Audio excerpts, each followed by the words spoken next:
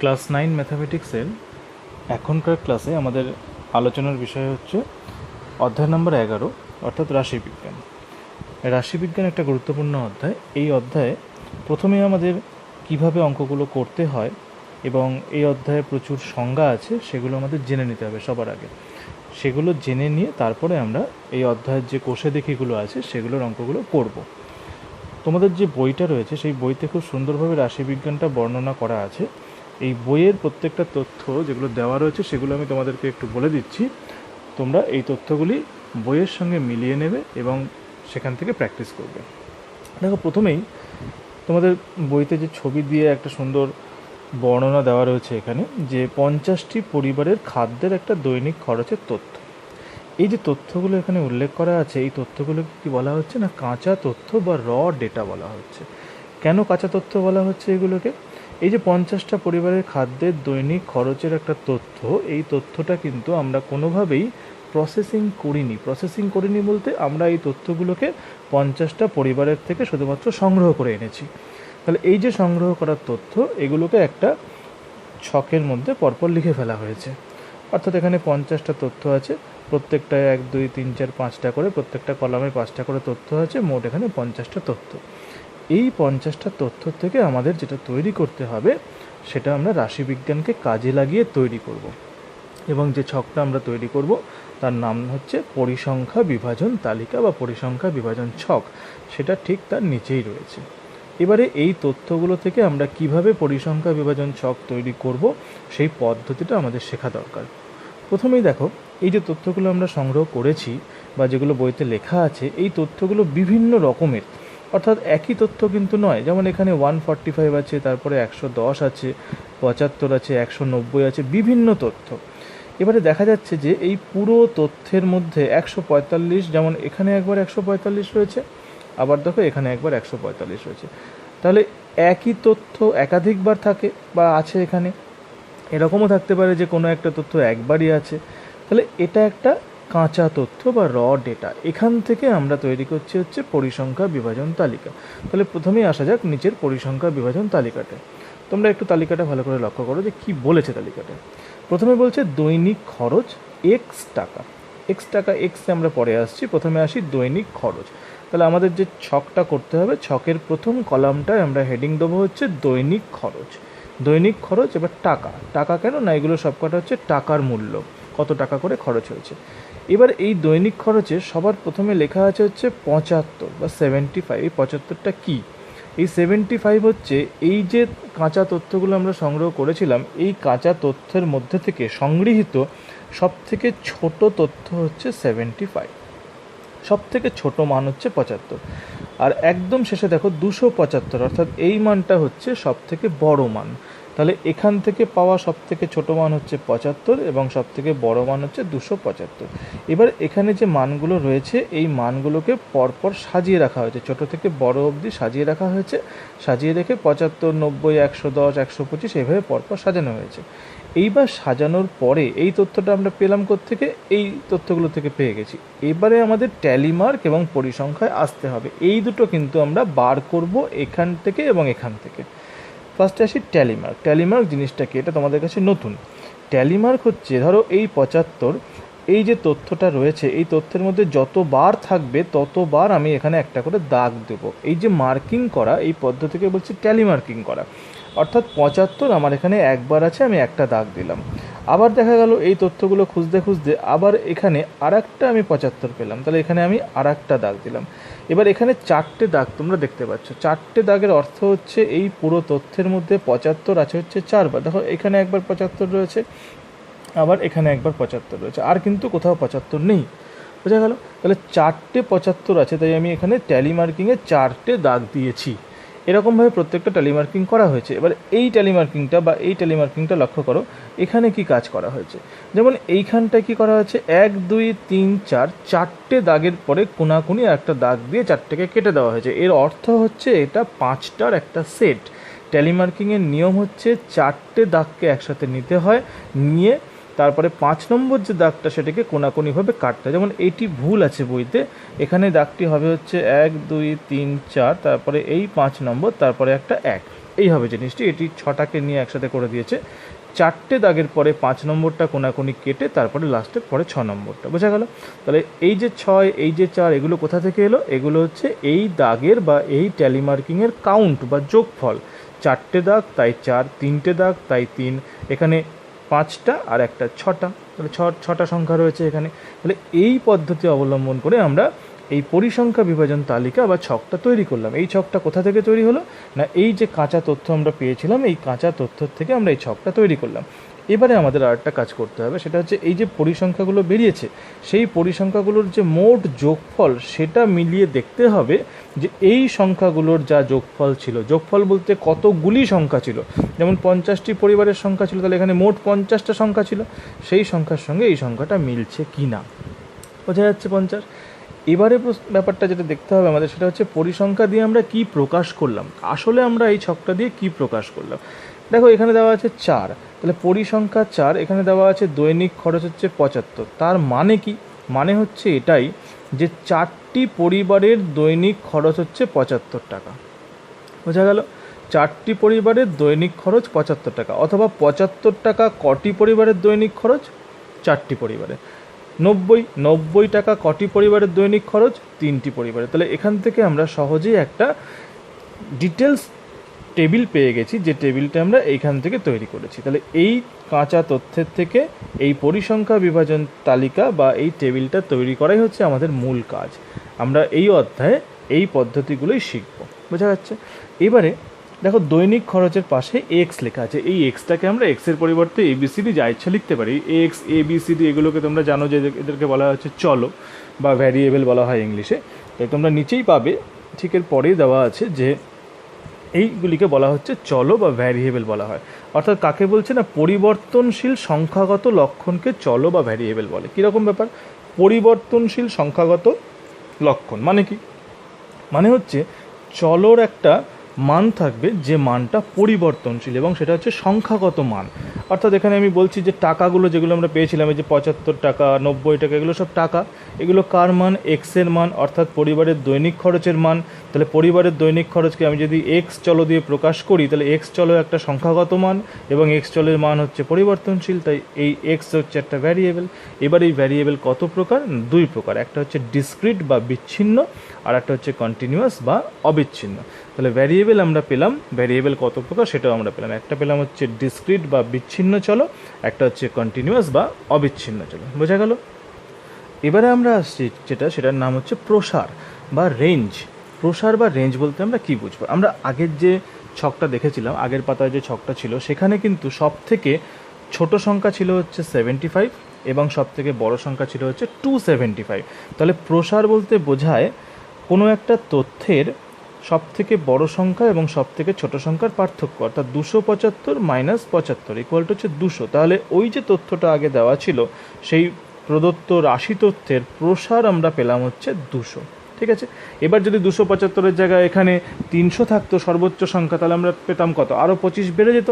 তাহলে সেক্ষেত্রে 300 মাইনাস 75 করতাম। এক্ষেত্রে 275 সর্বোচ্চ সংখ্যা ছিল এবং 75 সর্বনিম্ন সংখ্যা ছিল, তাদের পার্থক্যটা হচ্ছে আমাদের প্রসার। এবারে এই প্রসার থেকে যেটা আমরা পাবো সেটা হচ্ছে শ্রেণী। শ্রেণী জিনিসটা কী করে বার করব? বলা আছে যে এই যে প্রসারটা, এই প্রসারটাকে আমরা কতগুলো ভাগে ভাগ করব।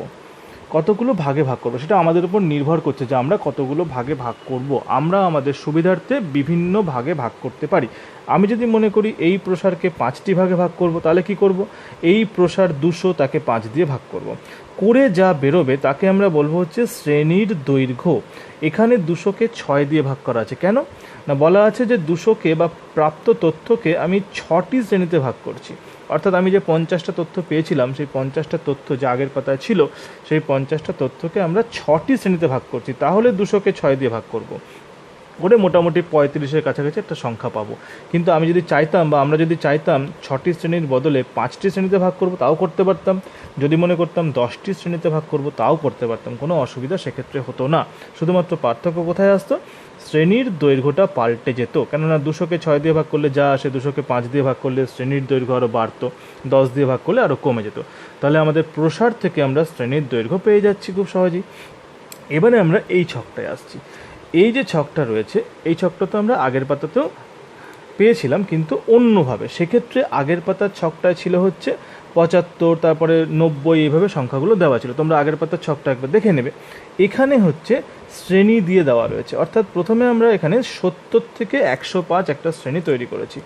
এবারে এই শ্রেণীটা প্রথমে খেয়াল করো, 70 থেকে 105, এই যে শ্রেণীটা, এই শ্রেণীটার শ্রেণীর দৈর্ঘ্য কত না, শ্রেণীর দৈর্ঘ্য কিন্তু এখানে আছে হচ্ছে 35।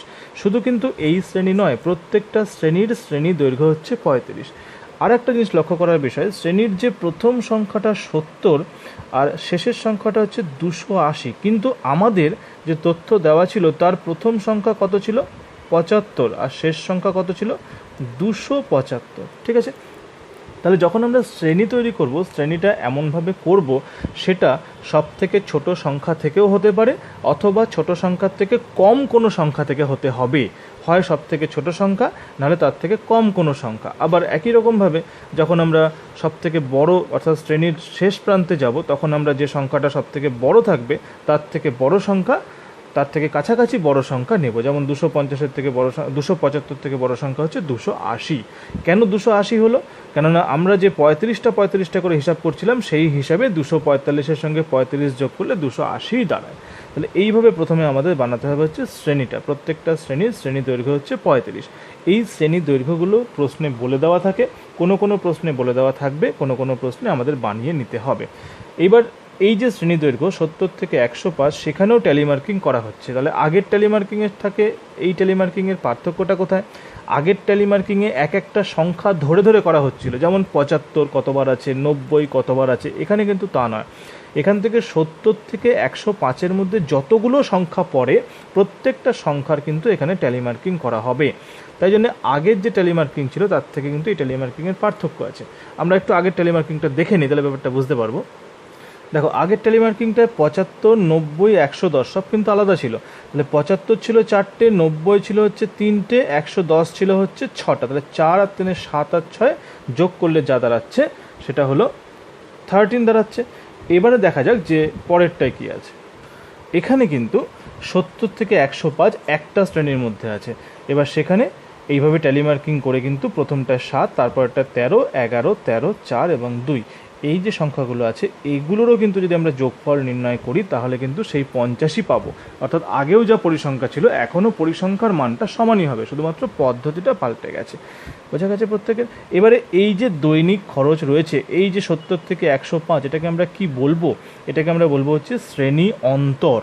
ঠিক আছে, এটাকে আমরা বলবো হচ্ছে শ্রেণী অন্তর। অর্থাৎ কতগুলি শ্রেণী বা বিভাগে ভাগ করা হচ্ছে এই চলের মানগুলিকে, সেই ভাগগুলিকে বা প্রত্যেকটি শ্রেণীকে বলছি শ্রেণী অন্তর বা ক্লাস ইন্টারভ্যাল। তাহলে 140 থেকে 175 এটাও ক্লাস ইন্টারভ্যাল, 175 থেকে 210 এটাও কিন্তু ক্লাস ইন্টারভ্যাল।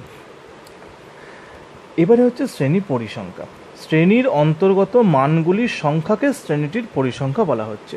তাহলে আগে ছিল এক একটা সংখ্যার পরিসংখ্যা, যেমন 75 কতবার আছে, 90 কতবার আছে। এখন বলা হচ্ছে একটা শ্রেণীর অন্তর্গত মানগুলির সংখ্যা, অর্থাৎ 70 থেকে 105 এই শ্রেণীর মধ্যে যে মানগুলো রয়েছে সেই মানগুলোর মোট সংখ্যা কত।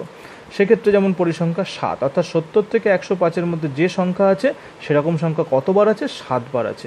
105 থেকে 140-এর মধ্যে যতগুলো সংখ্যা পড়ে সেরকম সংখ্যা কতবার আছে? না 13 বার আছে। তাহলে এটাকে আমরা বলছি শ্রেণী পরিসংখ্যা। এরপরে আমরা যে বিষয়টা আসবো সেটা হচ্ছে শ্রেণী অন্তরের সংখ্যা। এই শ্রেণী অন্তরের সংখ্যা কতগুলি নেব? এখানে কটা শ্রেণী অন্তর এসছে? 1, 2, 3, 4, 5, 6। এখানে বলা হচ্ছে এই শ্রেণী অন্তরের সংখ্যাটা কিন্তু 5-এর কম বা 30-এর বেশি হলে সমস্যা হবে।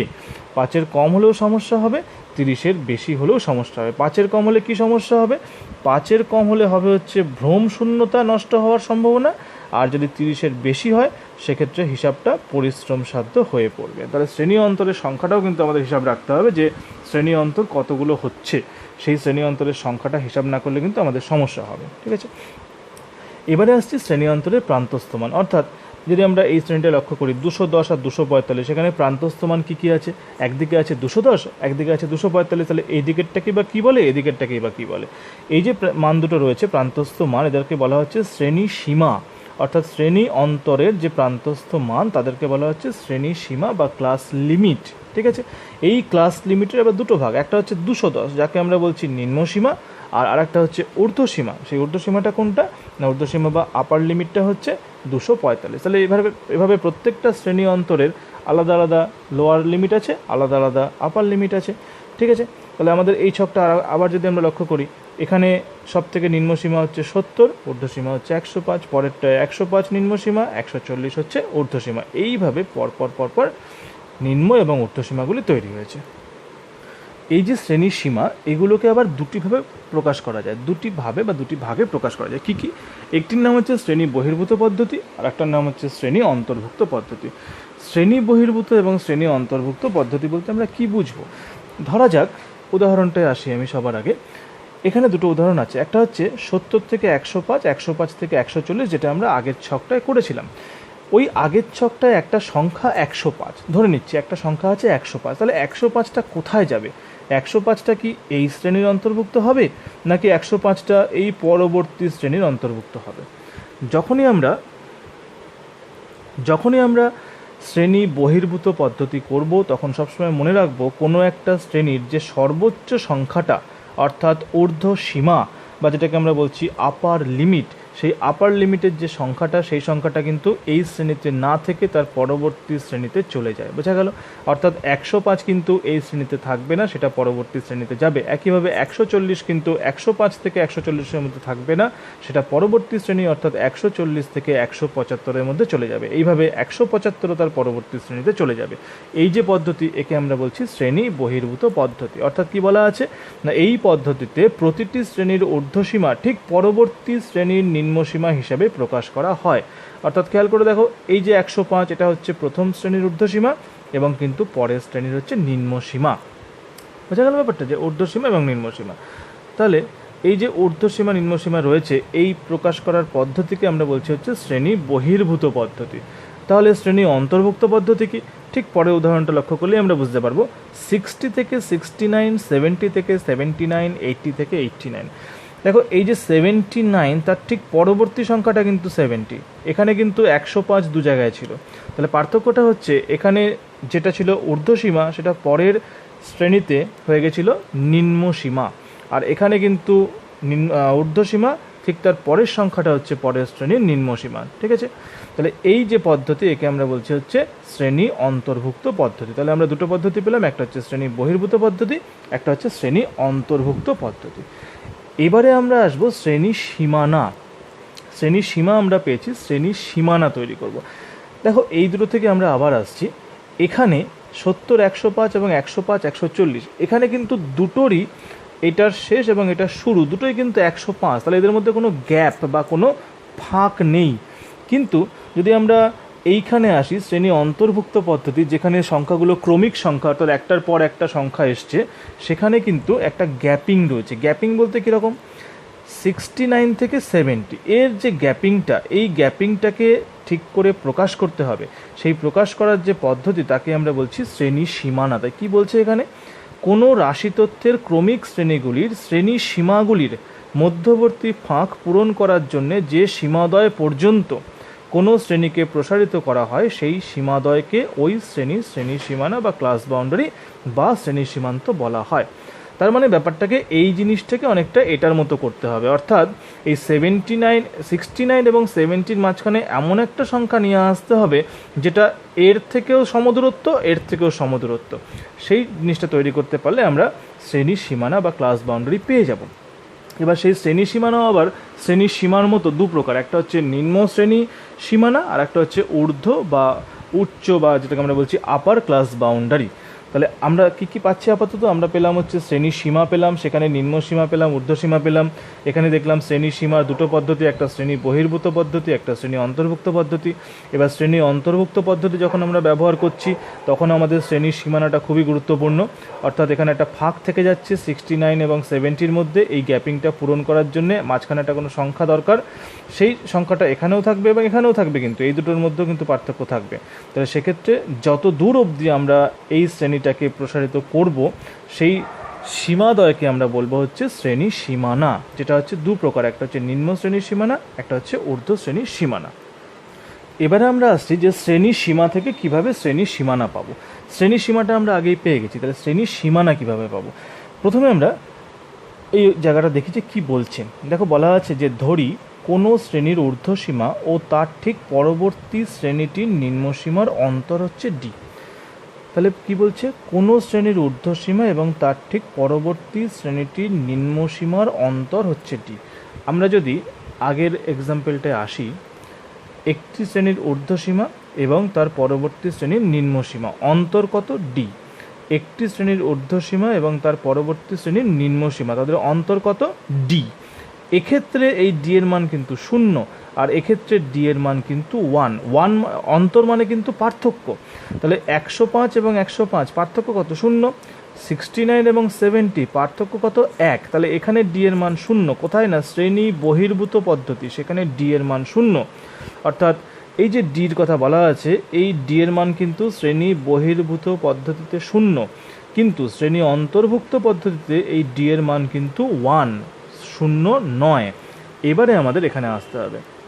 এবারে আমরা কি বার করছি, আমরা বার করছি হচ্ছে শ্রেণী সীমানা। কিভাবে বার করব, শ্রেণী সীমানা, শ্রেণীটির নিম্ন শ্রেণী সীমানা, অর্থাৎ এই যে শ্রেণী আছে বা এই যে শ্রেণী আছে বা এই যে শ্রেণী আছে এদের নিম্ন শ্রেণী সীমানা কিভাবে বার করছি, শ্রেণীটির নিম্ন সীমা -d/2। তাহলে শ্রেণীটির নিম্ন সীমা কত ছিল, এই যে শ্রেণীটি ছিল নিম্ন সীমা ছিল হচ্ছে 60, তার থেকে বাদ দিচ্ছি কত, d/2। ডি মানে কত বেরিয়েছিল, এই জায়গাটা d = 1 বেরিয়েছিল, তাহলে 1/2 মানে কত, 0.5। তাহলে নিয়মটা কি, নিয়মটা হচ্ছে শ্রেণীটির নিম্ন শ্রেণী সীমানা সমান সমান শ্রেণীটির নিম্ন সীমা, তার থেকে বাদ দিতে হবে d/2। আর যদি ঊর্ধ্ব শ্রেণী সীমানা হয়, ঊর্ধ্ব শ্রেণী সীমানার ক্ষেত্রে শ্রেণীটির ঊর্ধ্বসীমা প্লাস d/2, অর্থাৎ 69 প্লাস d/2। তাহলে একটা এক্সাম্পলে আসা যাক। এখানে বলাই রয়েছে 60, 69 দিয়ে যে 60, 69, 70, 79 এই শ্রেণীগুলোর সীমানার সাহায্যে প্রকাশ করছি। কি প্রকাশ করছি, দেখো 69 এবং 70-র মধ্যে হচ্ছে ডি, তাহলে এই ডি, এখানে ডি = আমরা কত পাচ্ছি, তাহলে ডি = আমরা পাচ্ছি হচ্ছে 1, তাহলে d/2 = কত পাচ্ছি, 0.5। এখানে করাই আছে 70 - 69/2 = 0.5। তাহলে এক্ষেত্রে আমরা যদি শ্রেণীটির নিম্নসীমা প্রকাশ করি, তাহলে শ্রেণীটির নিম্নসীমা মাইনাস এত, তার মানে নিম্নসীমা কত ছিল, নিম্নসীমা ছিল হচ্ছে 60। এবার 60 - d/2, অর্থাৎ একটা দাঁড়াবে হচ্ছে 60 - 0.5 আর একটা দাঁড়াবে হচ্ছে 69 + 0.5। আর এই পদ্ধতির ক্ষেত্রে যেখানে আমাদের শ্রেণী বহির্ভূত ছিল, আগেই তোমাদের বলেছি যে 105 এবং 105-এর মধ্যে পার্থক্য হচ্ছে 0, তাহলে d/2 তার মানটাও হয়ে যাচ্ছে 0। সেক্ষেত্রে শ্রেণী সীমা এবং শ্রেণী সীমানা একই। এটা কিন্তু একটা শর্ট কোশ্চেন, যে কোন ক্ষেত্রে শ্রেণী সীমা এবং শ্রেণী সীমানা একই হচ্ছে। এটা আমরা কখন করলাম, যখন আমরা শ্রেণী বহির্ভূত পদ্ধতি অবলম্বন করছি, তখন কিন্তু শ্রেণী সীমা এবং শ্রেণী সীমানা দুটো একই হয়ে যাচ্ছে। এবারে কোনো শ্রেণী সীমানাদ্বয়ের মাঝখানের মানকে কি বলব, চলের যে মান শ্রেণী সীমানাদ্বয়ের ঠিক মাঝখানে থাকে তাকে ওই শ্রেণীর মধ্যমান বা শ্রেণী মধ্যক বলা হয়ে থাকে। এবার এই মধ্যমান বার করার দুটো পদ্ধতি আছে, হচ্ছে শ্রেণী সীমা দিয়ে, একটা হচ্ছে শ্রেণী সীমানাদ্বয়। এবার হচ্ছে আসছি শ্রেণী দৈর্ঘ্য। কোনো শ্রেণী সীমানাদ্বয়ের অন্তর হলো ওই শ্রেণীর শ্রেণী দৈর্ঘ্য, অর্থাৎ শ্রেণীর যে সীমানা তাদের যে অন্তর তাকে আমরা বলছি ওই শ্রেণীর শ্রেণী দৈর্ঘ্য। তাহলে শ্রেণী দৈর্ঘ্য = কি, ঊর্ধ্ব শ্রেণী সীমানা মাইনাস নিম্ন শ্রেণী সীমানা। শ্রেণী দৈর্ঘ্যটা হচ্ছে ঊর্ধ্ব শ্রেণী সীমানা মাইনাস হচ্ছে নিম্ন শ্রেণী সীমানা। যেমন এক্ষেত্রে কি বলা আছে, 60, 69 এই যে শ্রেণী, এই শ্রেণীর মধ্যমান কত, মধ্যমান হচ্ছে 60 + 69/2, এভাবে বার করতে পারি। অথবা আমরা কি করতে পারি, 59.5 + 69.5/2 দুটো দিয়ে করতে পারি আমরা। তাহলে 60, 69 মধ্যমান আমরা এটা শ্রেণী সীমা দিয়েও করতে পারি, শ্রেণী সীমানা দিয়েও করতে পারি। যাই দিয়ে আমরা করি না কেন 64.5ই আমাদের অ্যান্সার আসবে। এবং শ্রেণী দৈর্ঘ্য কি, শ্রেণী দৈর্ঘ্য কিন্তু 60 - 69-এর শ্রেণী দৈর্ঘ্য হচ্ছে 69.5 - 59.5 = কিন্তু 10। এক্ষেত্রে কিন্তু খেয়াল রাখতে হবে যে 69 থেকে কিন্তু 60 বাদ দিলে হয় হচ্ছে 9। তাহলে আমাদের এক্ষেত্রে কিন্তু শ্রেণী দৈর্ঘ্য নির্ণয় করার সময় কোনো মতেই এই দুটোর মধ্যে বিয়োগফল করলে হবে না, আমাদের শ্রেণী সীমানাদ্বয়ের বিয়োগফল করতে হবে। তাহলে এই 10 হচ্ছে শ্রেণী দৈর্ঘ্য বেরোবে। ঠিক আছে, বোঝা গেল পুরো ব্যাপারটা। আচ্ছা, এবারে নিচের এক্সাম্পলটা দেখো, এখানে এটা আমি করে দিয়েছি, তোমাদের বইতে তোমরা করে নেবে বা খাতায় করে নিতে পারো। দেখো বলছে ছক 2, মানে আগের ছক থেকে আমরা দেখছি যে 70, 105, 105, 140 এই যে শ্রেণীটা রয়েছে এর শ্রেণী পরিসংখ্যা হচ্ছে 7, 13, এটা আমরা পেয়ে গেছি। তাহলে মোট পরিসংখ্যা হচ্ছে 50। এইবারে এখান থেকে যেটা আমরা আসছি সেটা হচ্ছে শ্রেণী পরিসংখ্যা এবং মোট পরিসংখ্যার একটা অনুপাত। সেখানে আমরা কি বলছি যে 70 থেকে 105 শ্রেণীটির শ্রেণী পরিসংখ্যা হচ্ছে 7। শ্রেণী পরিসংখ্যা বলতে কি, ঠিক ওই শ্রেণীটার শ্রেণী পরিসংখ্যা কটা সংখ্যা আছে, 7। আর বলা হচ্ছে কি 70 থেকে 105 শ্রেণীটির শ্রেণীর দৈর্ঘ্য কত শ্রেণী দৈর্ঘ্য, 105 - 70 = 35, আমরা আগেই পেয়েছিলাম। এই যে শ্রেণী দৈর্ঘ্যটা আছে এটা কিন্তু শ্রেণী বহির্ভূত পদ্ধতিতে, তাহলে এখানে 105 - 70 = 35। তাহলে এই শ্রেণীটির শ্রেণী পরিসংখ্যা এবং শ্রেণী দৈর্ঘ্য এর অনুপাতকে কি বলবো? এই যে শ্রেণী পরিসংখ্যা এবং শ্রেণী দৈর্ঘ্য এর যে অনুপাত, এই অনুপাতকে আমরা বলি হচ্ছে পরিসংখ্যা ঘনত্ব বা ফ্রিকোয়েন্সি ডেনসিটি।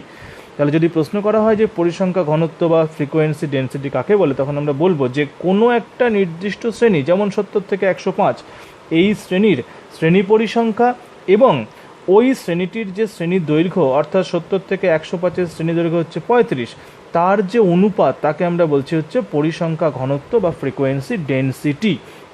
অর্থাৎ কোনো শ্রেণীর পরিসংখ্যা ঘনত্ব ইকুয়াল টু হচ্ছে উক্ত শ্রেণীর পরিসংখ্যা ভাগ হচ্ছে ওই শ্রেণীর শ্রেণী দৈর্ঘ্য। বোঝা গেল? তাহলে উক্ত শ্রেণীর পরিসংখ্যা বাই হচ্ছে শ্রেণী দৈর্ঘ্য, তাহলে আমরা পেয়ে যাচ্ছি হচ্ছে ওই শ্রেণীটির পরিসংখ্যা ঘনত্ব। ঠিক এরপরে যেটা আমরা পাবো সেটা হচ্ছে আপেক্ষিক পরিসংখ্যা, অর্থাৎ রিলেটিভ ফ্রিকোয়েন্সি কাকে বলে। রিলেটিভ ফ্রিকোয়েন্সি বলতে গেলে যেটা আমরা পাবো সেটা হচ্ছে কোনো শ্রেণী বিন্যাসিত রাশিতত্ত্বের কোনো শ্রেণীর শ্রেণী পরিসংখ্যা, অর্থাৎ শ্রেণী পরিসংখ্যা বলতে কি, এই হচ্ছে আমার শ্রেণীর, তার শ্রেণী পরিসংখ্যা হচ্ছে 7, ও মোট পরিসংখ্যা কত ছিল, 50। তাহলে 7/50 করলে আমরা যেটা পাবো সেটাকে আমরা বলবো হচ্ছে আপেক্ষিক পরিসংখ্যা বা রিলেটিভ ফ্রিকোয়েন্সি। ঠিক পরের পাতাতেই তোমাদের এটা দেওয়া আছে। দেখো আপেক্ষিক পরিসংখ্যা বলে প্রথমেই বলা আছে যে উক্ত শ্রেণীর পরিসংখ্যা, অর্থাৎ আমাদের 70 থেকে 105-এর পরিসংখ্যা ছিল হচ্ছে 7 এবং মোট পরিসংখ্যা ছিল হচ্ছে 50। তাহলে 7/50 করলে যা দাঁড়াচ্ছে সেটা হচ্ছে আপেক্ষিক পরিসংখ্যা বা রিলেটিভ ফ্রিকোয়েন্সি। তাহলে আমরা পেয়ে গেলাম হচ্ছে ফ্রিকোয়েন্সি ডেনসিটি এবং রিলেটিভ ফ্রিকোয়েন্সি, দুটো আমরা পেয়ে গেলাম। বোঝা গেছে? এবার এই রিলেটিভ ফ্রিকোয়েন্সিকে যদি আমরা শতকরায় প্রকাশ করি বা আপেক্ষিক পরিসংখ্যার শতকরা প্রকাশ করি, তাহলে কী দাঁড়াবে? কিছুই না, খুবই সোজা। রিলেটিভ যে ফ্রিকোয়েন্সি তাকে আমরা 100 দিয়ে গুণ করব, অর্থাৎ কোনো শ্রেণীর পরিসংখ্যার শতকরা হারকে আমরা উক্ত শ্রেণীর পরিসংখ্যা ভাগ মোট পরিসংখ্যা, অর্থাৎ উক্ত শ্রেণীর পরিসংখ্যা ভাগ হচ্ছে মোট পরিসংখ্যা, যাকে আমরা বলেছিলাম আপেক্ষিক পরিসংখ্যা, তাকে আমরা 100 দিয়ে গুণ করছি। ঠিক আছে? তাহলে কোনো শ্রেণীর পরিসংখ্যা শতকরা হার মানে হচ্ছে উক্ত শ্রেণীর পরিসংখ্যা ভাগ মোট পরিসংখ্যা ইন্টু হচ্ছে 100। ঠিক আছে? এই অবধি বোঝা গেল? এবারে এই ছকটিকে খুব ভালো করে শিখতে হবে। এই ছকটা হচ্ছে পরিসংখ্যা বিভাজন ছক। এই পরিসংখ্যা বিভাজন ছকে যেটা আমাদের সবথেকে মূল্যবান বিষয় সেটা হচ্ছে ছকে কি কি জিনিস চাওয়া হয়েছে। ভালো করে লক্ষ্য করে দেখো যে এই যে দৈনিক খরচ যেটা বলা আছে এটা কিন্তু আমরা আগেও পেয়েছি। ওই 70 থেকে 105 যে শ্রেণীটা ছিল সেখানে কিন্তু দৈনিক খরচ দেওয়া ছিল। দেখো সেই শ্রেণীগুলো এখানে লেখা আছে, 70 থেকে 105, 105 থেকে 140 সবই লেখা আছে। তাহলে পার্থক্য কোথায়? এই জায়গাটা পাল্টেছে। এখানে শ্রেণী পরিসংখ্যা এসছে, এই শ্রেণী পরিসংখ্যা কিন্তু ট্যালিমার্ক দিয়ে করতে হবে। তোমরা কিন্তু ট্যালিমার্কটাকে এখানে যুক্ত করে নেবে এর আগে, অর্থাৎ দৈনিক খরচ, তারপরে ট্যালিমার্ক, তারপরে শ্রেণী পরিসংখ্যা। না হলে পরে এই 70 থেকে 105 শ্রেণী পরিসংখ্যা তোমরা পাবে না। বোঝা গেল কি বললাম? তাহলে দৈনিক খরচ, তারপরে ট্যালিমার্ক, তারপরে হচ্ছে শ্রেণী পরিসংখ্যা। এইবার এই শ্রেণী পরিসংখ্যার পরে বাকিগুলো লক্ষ্য করো। প্রথমে বলা হচ্ছে শ্রেণী সীমা। শ্রেণী সীমা বলতে আমরা দুটো ভাগ পেয়েছিলাম, একটা ছিল নিম্ন সীমা, একটা ছিল ঊর্ধ্ব সীমা বা উচ্চ সীমা। এই যে শ্রেণীটা, এই নিম্ন সীমা কত, 70, উচ্চ সীমা কত, 105, তাহলে 70, 105 হয়ে গেল। শ্রেণী সীমানা, যেহেতু এই পদ্ধতিটা শ্রেণী বহির্ভূত পদ্ধতি, তাহলে এখানে ওই শ্রেণী সীমাও যা, শ্রেণী সীমানাও তাই। তাহলে শ্রেণী সীমানাও হচ্ছে 70 নিম্ন, 105 হচ্ছে ঊর্ধ্ব, তাই 70 নিম্ন, 105 হচ্ছে ঊর্ধ্ব। এবারে মধ্যমান, শ্রেণী মধ্যমান কীভাবে বার করেছিলাম? খুবই সোজা ছিল, সেটা হচ্ছে এই দুটোর যোগফল বাই হচ্ছে 2, অর্থাৎ 105 + 70 ডিভাইডেড বাই হচ্ছে 2, তাহলে ইকুয়াল টু আসছে হচ্ছে 87.5। বোঝা গেল? তাহলে মধ্যমানও বেরিয়ে গেল। এবার হচ্ছে শ্রেণী দৈর্ঘ্য আমরা কী করে বার করেছিলাম? শ্রেণী দৈর্ঘ্য হচ্ছে শ্রেণী সীমানাদ্বয়ের পার্থক্য, অর্থাৎ 105 থেকে 70 বাদ বা 105 থেকে 70 একই দুটো, বাদ দিলে 35 হয়। এটা হচ্ছে শ্রেণীর দৈর্ঘ্য। এবার হচ্ছে পরিসংখ্যা ঘনত্ব। পরিসংখ্যা ঘনত্বের সূত্র কী ছিল? ওই শ্রেণীর পরিসংখ্যা ডিভাইডেড বাই হচ্ছে শ্রেণী দৈর্ঘ্য। তাহলে এই শ্রেণীর পরিসংখ্যা কত? 70 থেকে 105-এর পরিসংখ্যা হচ্ছে 7, আর শ্রেণীর দৈর্ঘ্য কত? দৈর্ঘ্য হচ্ছে 35। তাহলে 7/35 করে আমরা 0.2 পেয়েছি। এরপরে আছে 0.14। এটা কি? এটা হচ্ছে ওই শ্রেণীর আপেক্ষিক পরিসংখ্যা। তাহলে আপেক্ষিক পরিসংখ্যা আমরা কোত্থেকে পাচ্ছি? এই আপেক্ষিক পরিসংখ্যা বার করেছিলাম হচ্ছে এই যে 7 অর্থাৎ শ্রেণী পরিসংখ্যা, তাকে মোট পরিসংখ্যা দিয়ে ভাগ করে। এবার মোট পরিসংখ্যা কত? মোট পরিসংখ্যা হচ্ছে আমাদের 50। ঠিক আছে, তাহলে মোট পরিসংখ্যা যেহেতু 50, তাহলে এই 7কে 50 দিয়ে ভাগ করলে হচ্ছে 0.14 আসছে। বোঝা গেছে? এবার পরিসংখ্যা শতকরা হার খুবই সোজা ছিল। এই আপেক্ষিক পরিসংখ্যাকে গুণ করতে হবে 100 দিয়ে, তাহলে যা আসবে সেটা হচ্ছে পরিসংখ্যার শতকরা হার। সবার বোঝা গেছে ব্যাপারটা? আবার বুঝিয়ে দিচ্ছি। পরেরটায় দেখো, 105 থেকে 140 শ্রেণী পরিসংখ্যা কত? 13। তাহলে এখানে যে শ্রেণী সীমা রয়েছে, নিম্ন শ্রেণী সীমানা কত হবে? নিম্ন শ্রেণী সীমা যেটা হবে 105, তাহলে এখানে আমরা পাচ্ছি হচ্ছে 105, আর এখানে আমরা কত পাচ্ছি? এখানে আমরা পাবো হচ্ছে 140। এখানেও তাই, যেহেতু শ্রেণী বহির্ভূত পদ্ধতি একই হবে, 105 140। এবার মধ্যমান কত হবে? মধ্যমান হচ্ছে 140 যোগ 105 ভাগ 2, সেটা হচ্ছে মধ্যমান। শ্রেণী দৈর্ঘ্য কত হবে? 140 105, এটাও শ্রেণী দৈর্ঘ্য হচ্ছে 35। এখানে কি আছে? পরিসংখ্যা ঘনত্ব কীরকম না, এই যেটা এইটা, এটার মান হচ্ছে কি? এটার মান হচ্ছে পরিসংখ্যা। পরিসংখ্যাকে ভাগ করতে হবে দৈর্ঘ্য দিয়ে, তাহলে 13/35 = হচ্ছে 0.37। এবার আসছে আপেক্ষিক পরিসংখ্যা, সেটা 13/50। 50 মানে হচ্ছে মোট পরিসংখ্যা, তাকে দিয়ে ভাগ করে হচ্ছে 0.26। তাহলে এখানে কি আসবে? 0.26 × 100, মানে এখানে আমাদের উত্তর হবে হচ্ছে 26। বোঝা গেল? এইভাবে প্রত্যেকটা শ্রেণীর জন্য তৈরি করতে হবে। এই ছকটাকে আমরা বলছি হচ্ছে পরিসংখ্যা বিভাজন ছক। এই ছকটা কিন্তু খুব ভালো করে প্রত্যেককে প্র্যাকটিস করতে হবে। ঠিক আছে, বোঝা গেছে নিশ্চয়ই প্রত্যেকের এই ছকটা। এবার আমরা পরবর্তী অংশে আসব। এবারে আমরা এই ছকটা নিয়ে আলোচনা করব। দেখো, এখানেও একটা পরিসংখ্যা বিভাজন ছক দেওয়া আছে। এখানে প্রাপ্ত নাম্বার দেওয়া আছে, অর্থাৎ কিছু ছাত্র বা ছাত্রীর প্রাপ্ত নাম্বার, তাদের সেই নাম্বারের ট্যালি মার্কিং এবং পরিসংখ্যা দেওয়া আছে, ছাত্রছাত্রীর সংখ্যা। অর্থাৎ দেখা যাচ্ছে যে 3 জন ছাত্র যারা 30 থেকে 40-এর মধ্যে পেয়েছে, 12 জন যারা 40 থেকে 50-এর মধ্যে পেয়েছে। এইভাবে মোট ছাত্রছাত্রীর একটা পরিসংখ্যা এখানে রয়েছে।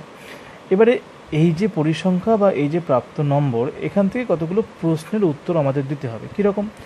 যেমন বলছে যে 50 থেকে 60 নম্বরের মধ্যে এবং কতজন 50 নম্বরের কম নম্বর পেয়েছে। তাহলে প্রথম প্রশ্নটা হচ্ছে যে এখানে আমরা বানিয়েছি, এখান থেকে যে প্রশ্নটা আসছে, প্রথম প্রশ্নটা হচ্ছে কতজন 50 থেকে 60 নম্বরের মধ্যে এবং কতজন 50 নম্বরের কম নম্বর পেয়েছে, সেটা উত্তরটা এখান থেকে বার করতে হবে। তাহলে 50 থেকে 60-এর মধ্যে আমরা কি পাচ্ছি? 4 জনকে পাচ্ছি, এটা আমরা ডাইরেক্ট পেয়ে যাচ্ছি। কিন্তু কতজন 50 নম্বরে কম পেয়েছে সেটা আমরা কিভাবে পাবো? 50 নম্বরে কম পেয়েছে বলতে 50 থেকে 60-এর মধ্যে 4 জন দেখলাম, তাহলে তারা তো 50 থেকে 60-এর মানে 50-এর বেশি বা 50 পেয়েছে, কিন্তু 50-এর কম কত পেয়েছে? তাহলে 40 থেকে 50-এর মধ্যে 12 জন, আর 30 থেকে 40-এর মধ্যে হচ্ছে 3 জন। তাহলে এই 12 আর 3 যোগ করলে, এই দুটো যোগ করলে মোট হচ্ছে 15 জন। তাহলে এই যে 15 জন, এটা হচ্ছে 50 থেকে কম নাম্বার পাওয়া ছাত্র বা ছাত্রীর সংখ্যা। তাহলে পরিসংখ্যা বিভাজন ছক থেকে এই তথ্যটা বার করতে গেলে আমাদের এই দুটোকে যোগ করতে হচ্ছে, তাই তো? অথবা যদি আমাদের বলা হতো যে কতজন স্টুডেন্ট 70 থেকে 80-এর মধ্যে পেয়েছে, তাহলে আমরা এই লাইনটা দেখতাম 70 থেকে 80, অর্থাৎ সেক্ষেত্রে আমরা এই 9 জন স্টুডেন্টের কথা বলতাম। কিন্তু যদি আমাদের বলা হতো যে 70-এর কম কারা পেয়েছে, তাহলে আমাদের কি করতে হতো? এই যে পুরো শ্রেণী অন্তরগুলো রয়েছে, এদের সবকটার পরিসংখ্যা যোগ করতে হতো। অর্থাৎ সেক্ষেত্রে আমাদের 6, 4, 12, 15 যোগ করতে হতো। তার মানে এটুকু হচ্ছে 15, আর এইটুকু টোটালটা যোগ করে আমরা পেতাম হচ্ছে 25। এই 25 উত্তরটা পেতাম। তাহলে এই উত্তরটা করতে গেলে আমাদের পরিসংখ্যা বিভাজন ছকের মধ্যে যে পরিসংখ্যাগুলো আছে সেগুলোকে যোগ করতে হচ্ছে। তাহলে এই পদ্ধতিতে পরিসংখ্যা বিভাজন ছক করলে এই উত্তরগুলো দেওয়া একটু কষ্টসাধ্য। এবার পরিসংখ্যা বিভাজন ছকটাকে আমরা একটু পরিবর্তন করব। পরিবর্তন করে আমরা যেটা শিখব সেটার নাম হচ্ছে ক্রমযৌগিক পরিসংখ্যা বিভাজন ছক। দেখা যাক কীভাবে সেটা করা যায়। এই যে ছকটি রয়েছে, এটি হচ্ছে একটি ক্রমযৌগিক পরিসংখ্যা বিভাজন ছক। কি করা আছে একটু লক্ষ্য করো। ওখানে প্রথমে আমরা ছকে পেয়েছিলাম 30 থেকে 40, 40 থেকে 50, এইভাবে শ্রেণীর অন্তরগুলো ছিল এবং প্রাপ্ত নম্বরগুলো সেভাবে দেওয়া ছিল। এখানে কিন্তু আমরা লিখছি যে 30-এর কম, 40-এর কম, 50-এর কম, 60-এর কম, 70-এর কম। আসলে এই যে 30-এর কম বা 40-এর কম, 40-এর কম মানে কি 30 থেকে 40ই হবে, কারণ এটা 30-এর কম মানে এটা হচ্ছে 20 থেকে 30 এইভাবে বোঝাচ্ছে। তাহলে 30-এর কম, 40-এর কম, 50-এর কম, 60-এর কম, এইভাবে যে তথ্যগুলো আমরা পেয়েছি যে 30-এর কম কেউ নেই। কেন নেই না, ওখানে 20 থেকে 30-এর মধ্যে ওই ছকে কেউ ছিল না। 40-এর কম আছে হচ্ছে 3, তাই তো? তাহলে আগের ছকে কি ছিল? আগের ছকে ছিল এইটা, অর্থাৎ 30 থেকে 40 সেটা ছিল হচ্ছে 3। তার মানে 40-এর কম বলতে কিন্তু আসলে 30 থেকে 40কেই বোঝাচ্ছে। বোঝা গেল? আবার এই ছকটা লক্ষ্য করো, 40-এর কম 3টে, 50-এর কম 3টে, 60-এর কম 3টে। এবারে এইগুলো যে 3টে আছে এগুলো কিন্তু 60-এর কম নয়। 60-এর কম মানে হচ্ছে এই 3টে প্লাস 12 ইকুয়াল টু 15টা। এখানে 50-এর কম, 60-এর কম কোনটা? 3টে প্লাস 12টা প্লাস 4টে, মানে এখানে এই 3, তারপরে 3 প্লাস 12, তাহলে আসলে 50-এর কম হচ্ছে এই 12খানা। এবার 60-এর কম কটা? 3 প্লাস 12 প্লাস 4 ইকুয়াল টু 19টা। 70-এর কম কটা? 3 plus 12 plus 4 plus 6 plus equal to 25। তাহলে এইভাবে পরপর যোগ করে করে আমরা উত্তরটা বার করছি। এই যে ছকটা আমরা করছি এটাকে আমরা বলছি হচ্ছে ক্রমযৌগিক পরিসংখ্যা বিভাজন তালিকা। এবারে এই পরিসংখ্যা বিভাজন তালিকা আবার দু রকমের হয়, একটা হচ্ছে ক্ষুদ্রতর সূচক, একটা হচ্ছে বৃহত্তর সূচক। এক্ষেত্রে আমরা যেটা করেছি সেটাকে আমরা বলছি হচ্ছে ক্ষুদ্রতর সূচক ক্রমযৌগিক পরিসংখ্যা বিভাজন তালিকা। বুঝা গেল? এটাকে আমরা বলছি ক্ষুদ্রতর সূচক ক্রমযৌগিক পরিসংখ্যা বিভাজন তালিকা, যেখানে 0 থেকে শুরু হয়েছে পরিসংখ্যাগুলো, 0 থেকে শুরু হয়ে 0, 3, 15, 19, 25 এইভাবে পরপর বাড়তে বাড়তে বাড়তে এসছে। আর একটা পরিসংখ্যা বিভাজন ছক আমরা ঠিক এর নিচেই পাবো, সেটা হচ্ছে এই পরিসংখ্যা বিভাজন ছকটি। এখানে লক্ষ্য করো, 30 অথবা 30-এর বেশি, 40 অথবা 40-এর বেশি, 50 অথবা 50-এর বেশি, এইভাবে পরপর লেখা আছে, এবং সব শেষেরটা হচ্ছে 100 অথবা 100-র বেশি। তাহলে এই ছকের সঙ্গে আবার আমাদের আগের ছকটা একটু মেলাতে হবে। আগের ছকটা বলতে এর পরিসংখ্যা বিভাজন যে ছকটা ছিল সেটা। তাহলে 100 অথবা 100-র বেশি কটা? 0। এবং 90 অথবা 90-এর বেশি কটা? 2টো। তাহলে আমরা একটু আগের ছকটা দেখে নিই। এখানে দেখো 90 থেকে 100 সেখানে 2টো, তাহলে 90 থেকে 100 2টো, আর 80 থেকে 90 হচ্ছে 4টে। ঠিক আছে? তাহলে এখানে 90 অথবা 90-এর বেশি 2টো, তার মানে এটা ছিল হচ্ছে 80 থেকে 90 যেটা সেটা ছিল। তাহলে 90 থেকে 100 সেটা ছিল হচ্ছে এটা। তাহলে 90 অথবা 90-এর বেশি হচ্ছে 2টো। এবার এইখানে কি হবে? 80 অথবা 80-র বেশি, মানে এই দুইটা এখানে বসে যাবে, আর এই যে সিরিজটা এখানে ছিল হচ্ছে 4, তাহলে 4 আর 2 হয়ে গেল হচ্ছে এখানে 6টা। তারপরেরটা কী হবে? 2 প্লাস 4 প্লাস 9, 9 মানে হচ্ছে 70 অথবা 70-এর বেশি হচ্ছে 9 প্লাস 4 প্লাস 2 ইকুয়াল টু হচ্ছে 15। তাহলে এখানে কী হবে? এখানে হবে হচ্ছে 2, 4, 9। আর এই যে 60 অথবা 60-এর বেশি, এই সিরিজটা আগের ছকে কী ছিল? তাহলে এই ছকে ছিল হচ্ছে 60 অথবা 60-এর বেশি, অর্থাৎ 60 থেকে 70 ছিল হচ্ছে 6টা। তাহলে এই 6 ওখানে যোগ হয়ে যাবে, যোগ হয়ে গেলে এই ছকে কী দাঁড়াবে? এখানে হচ্ছে 6টা, সব কটা যোগ করে হচ্ছে 21টা। ঠিক আছে? তাহলে এইভাবে পুরো ছকটা তৈরি করা হয়েছে। এই ছকটা কিন্তু 100 অথবা 100-র বেশির মান হচ্ছে 0, সেখান থেকে পরপর পরপর বেড়ে গেছে উপর দিকে। এটাকে আমরা বলছি বৃহত্তর সূচক ক্রমযৌগিক পরিসংখ্যা বিভাজন তালিকা। তাহলে আমরা ক্রমযৌগিক পরিসংখ্যা বিভাজন তালিকা প্রথমে যেটা পেলাম এটার নাম হচ্ছে ক্ষুদ্রতর সূচক। এখানে 30-এর কম, 40-এর কম এভাবে আমরা করেছি, যেখানে 0 থেকে মানগুলো আস্তে আস্তে বাড়তে থেকেছে। আর এখানে যেটা আমরা করছি এটা 30 অথবা 30-এর বেশি, 40 অথবা 40-এর বেশি এভাবে লিখেছি, এবং এখানে মানগুলো ওপরে বেশি মান, নিচের দিকে কিন্তু কম মান।